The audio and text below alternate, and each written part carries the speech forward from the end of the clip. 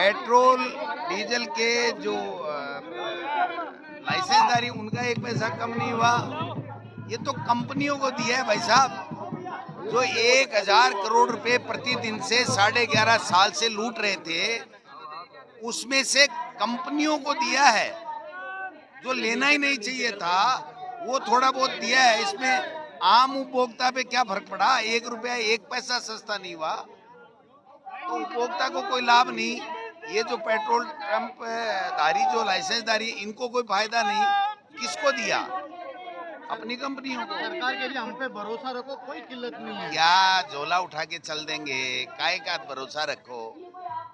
जब सर्वदलीय बैठक की मांग की थी राहुल गांधी जी ने और खड़गे साहब ने, तब इन्होंने मना कर दिया कि ये तो राजनीति कर रहे हैं। अब सर्वदलीय बैठक दिल्ली में बुला रहे हैं, यहाँ बुला रहे हैं और बुला के ये कह रहे हैं कि कोई कालाबाजारी नहीं है, कोई कमी नहीं है।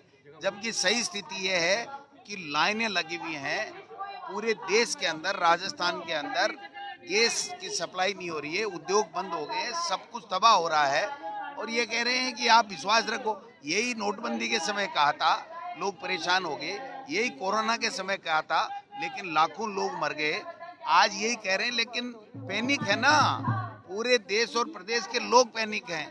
महिलाएं, माता बहनें जो रसोई शाम को खाना बनाती हैं, उनके खाने के लिए गैस की सुविधा नहीं है, वो पैनिक है।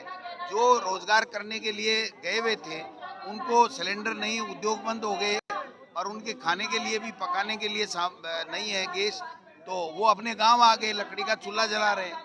तो क्या कर रहे हो आप? क्या भरोसा रखें आप पे? आज की हालत को लेकर आप चिंतित है क्या? चुनाव के बाद क्या होगा?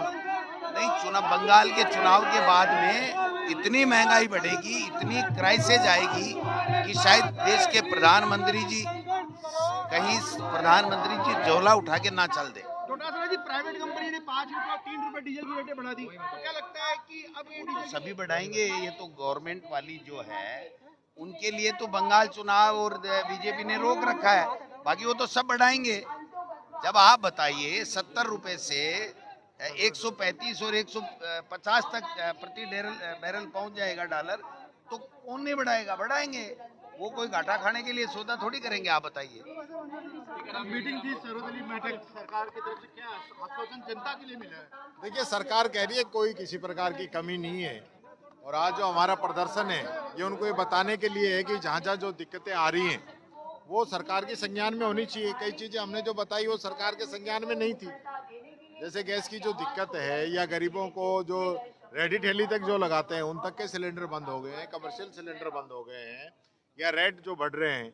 उन्होंने कहा कोई रेट नहीं बढ़े। हमने बताया कल न्यारा जो कंपनी है उसने 5 रुपए और 3 रुपए बढ़ा दिए, प्रीमियम पेट्रोल पे बढ़ा दिए, 22 रुपए इंडस्ट्री डीजल पे बढ़ा दिए, कमर्शियल सिलेंडरों पे 150 रुपए तक बढ़ा दिए और सप्लाई भी रोक रखी है। तो सारी चीजें हमने बताई है, और हमने ये भी कहा है अगर कोई दिक्कत है, कोई संकट है, तो हम पूरा सहयोग करने के लिए भी तैयार हैं। ग्राउंड रिपोर्ट पता है, ग्राउंड में हकीकत क्या है, तो इसलिए हम ये सारी चीजें बता रहे हैं। मैंने ये भी कहा है कि रोजाना जो न्यूज में और अखबार में आ रही है वो भी देखना चाहिए। और जिस प्रकार से ये 10 रुपए और 3 रुपए इन लोगों ने कम किए हैं, ये पहले जनता से लूट रहे थे।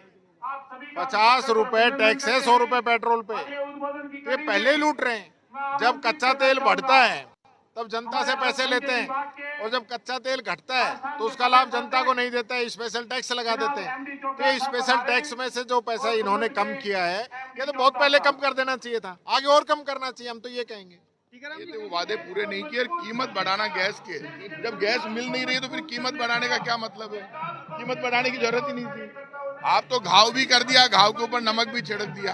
जब आप ईमानदार हो तो आपने कीमत क्यों बढ़ाई? आप तो ये बताइए। सरकार के लिए भरोसा रखिए, कमी कुछ भी नहीं है, कहीं कुछ कमी नहीं है। क्या कह रहे हैं? हम पे भरोसा रखो, सरकार कह रही है। नहीं, सरकार तो कह रही है, लेकिन जो सरकार कह रही है वो जनता में सड़क पर नजर नहीं आ रहा। सड़क पे नजर आना चाहिए।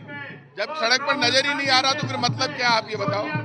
सड़क पर तो ये नजर आ रहा है कि सिलेंडर भी नहीं है, सिलेंडर की कीमत बढ़ा दी, लोगों की जेब में पैसे ही नहीं है, बेरोजगारी जबरदस्त है, पाप जबरदस्त है, जुल्म हो रहा है, अन्याय हो रहा है, और राजस्थान की तो हालत बहुत खराब है। एक केंद्रीय मंत्री गजेंद्र सिंह मुख्यमंत्री के सामने गिड़गिड़ा रहा है, और मुख्यमंत्री में समझ नहीं है, फालतू की बातें कर रहा है, वो सुनने को तैयार नहीं है। जो केंद्रीय मंत्री गजेंद्र सिंह का वीडियो उनकी नहीं सुन रहा, वो जनता की क्या सुनेगा? सरकार ने पेट्रोल पर 13 से 3 रुपए कर दिए, एक्साइज और डीजल पर 10 अरे भाई साहब, पहले ही गवर्नमेंट 60 रुपए कमा रही थी। जो क्रूड ऑयल के दाम मनमोहन सिंह जी के टाइम पे एक बार $130 प्रति बैरल पर पहुंच गए थे, वो क्रूड ऑयल के दाम तो अब वापस बढ़ गए। लेकिन आपने एक्साइज ड्यूटी पहले से बढ़ा रखी है, एहसान नहीं कर रही है केंद्र सरकार। केंद्र सरकार पहले से ही जनता की जेब काट रही थी, और जो सरकार ने जेब काट रही थी वो सबको नजर आ रहा है कि जनता के साथ जो धोखा किया है वो धोखा जमीन पर नजर आने लगे। अब आपको पता है गैस सिलेंडर मिल नहीं रहा, और पेट्रोल डीजल पर आपने जहां लाइनें लग रही है, हालत हो रही है, तो अब आपने एक्साइज ड्यूटी इसलिए हटाई है कि आपका पहले जेब भरी हुई है, तो सरकार ने पहले ही टैक्स ज्यादा लगा रखे हैं, हालत बहुत खराब है। और अभी मैं आज कह सकता हूँ राजस्थान में तो कानूनी व्यवस्था चौपट है। राजस्थान में 1 करोड़ लोगों के गेहूं की योजना से नाम हटा दिए। पूरे राजस्थान में और पूरे देश में लोग अब मोदी है तो मुमकिन है का नारा लगाना बंद कर दिया। अब लोग कहते हैं मोदी है तो महंगाई भी मुमकिन है, बेरोजगारी भी मुमकिन है, गैस के दाम भी बढ़ रहे हैं। अब इनकी पोल खुल गई, सच्चाई सामने आ गई। बीजेपी की हालत बहुत खराब है। कांग्रेस सड़कों पर लड़ेगी, और राहुल गांधी के नेतृत्व में इस वक्त आप देख लेना जो 3 राज्यों में चुनाव हो रहे हैं, उन राज्यों में भी हम आगे बढ़ेंगे और हम चुनाव जीत कर आएंगे।